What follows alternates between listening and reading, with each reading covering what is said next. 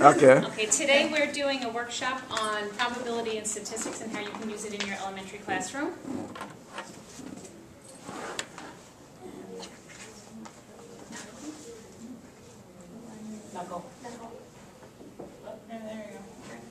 Okay, the purpose of our presentation is to, first and foremost, increase your comfort level in teaching probability and statistics, to show you a brief history of the two topics, to discuss real-world applications, since probability and statistics are everywhere around us, to present some possible instructional activities that you could use in your classrooms, and also to present possible methods for assessing student understanding.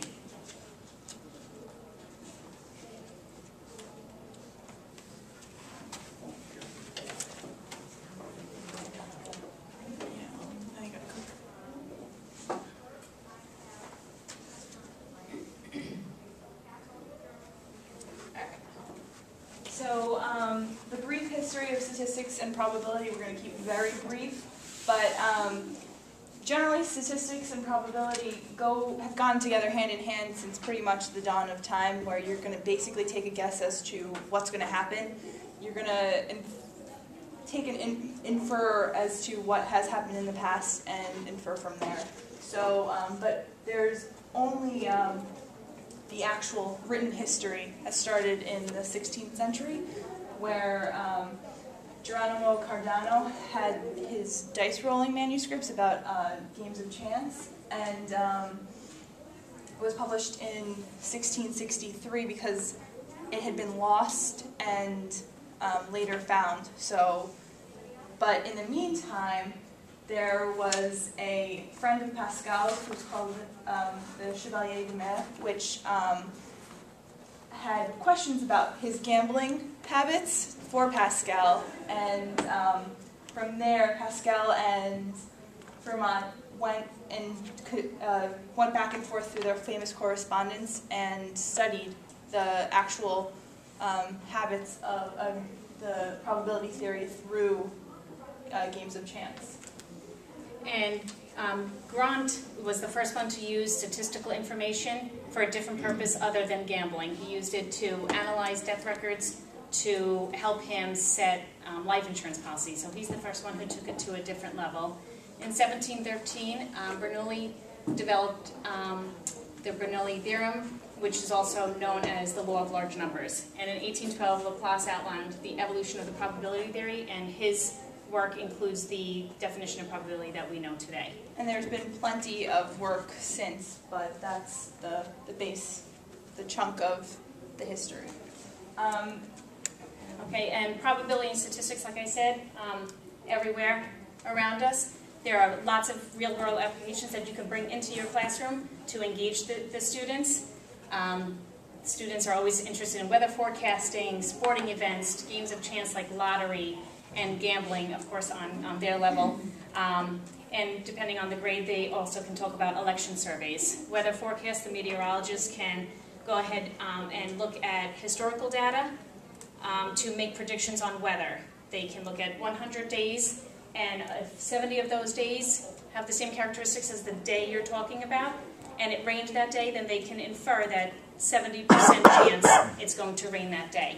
And for sports, the batting average we can talk about with kids, where the number of times they go up to the plate and the number of times they actually hit.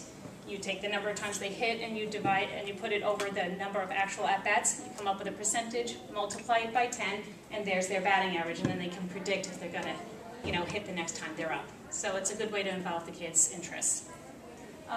We basically have a copy of the Common Core standards for you. We're not going to hit them all because it's an issue of time, but you'll realize that we will hit a bunch of them during our activities, where whether through extension activities or whether through the activity that we'll be doing today.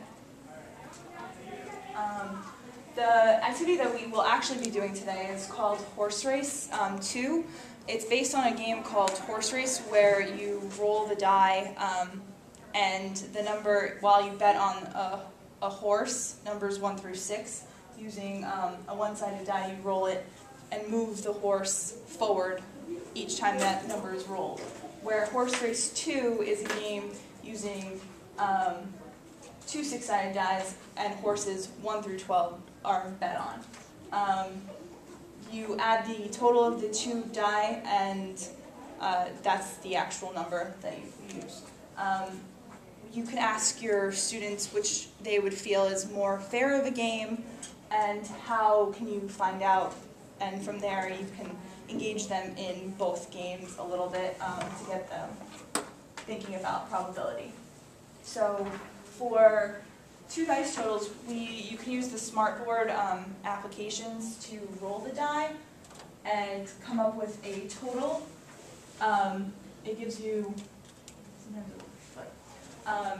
the total of the 2 die, so the students can think about how the probability changes when you're including 2 dice instead of 1 die, and what the possible totals are.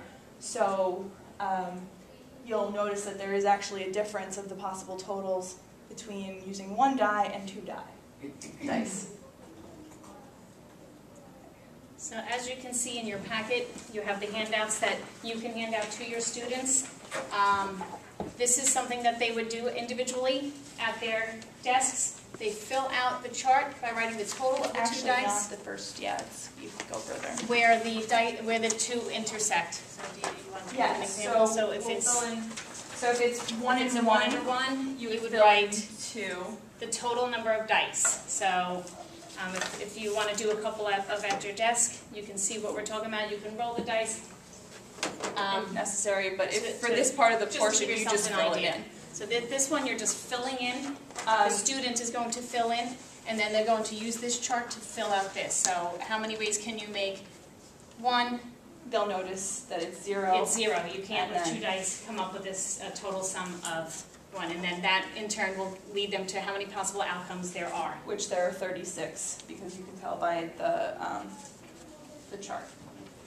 So next, because we want to show the connection between different topics, you can compare the fraction to the lowest term of the fraction and the percent of the probability for each number. And the students will realize that if you look at the filled-in sheet, that 7 has the greatest percentage. So you will never get a 1. So you should not bet on the number 1. And 7, 6, and 8 always have the higher percentage. And this is a good activity because in 6th grade you would have just covered, or you would have previously covered fractions and percentages. So now you're scaffolding on what they already know. So now just looking at this chart, like Anita said, they will be able to see what a greater probability there is of getting 7 than there is 1, 2, 11, or 12. Okay. So theoretically, this will be the results that if you rolled 36 times, this is theoretically your answer. You will get 1 0 times, 2 1 times, 3, all the way to 7, where it'll be the highest at 6, and then back down again to 12. So the point of this lesson is to show them the difference between theoretical and experimental. So at this point, you would usually break the students up into small groups where they would play the game. But for time purposes, we're going to have everybody roll their die 3 times, and we'll go around and share our results so that we have one full set to make. Right. And if we have to get up to 36, so I'll ask a couple of you to go a couple extra times. So this is it. Can you pull back the previous screen? Yeah. This is a good activity where you can actually change up your instructional method. You can certainly do it as a whole class. You can do it as in partners and pairs. You could do it in small groups, and it's all going to lead you to the same thing. It's all going to, everybody has to roll it the same amount of time, and they're going to see, taking from the theoretical results, and now they're going to actually find the actual results. So if we can have you do that, do you want to? Yeah. So I'll record our results. So you guys can roll 3 times each, and record your result on your sheet. 5,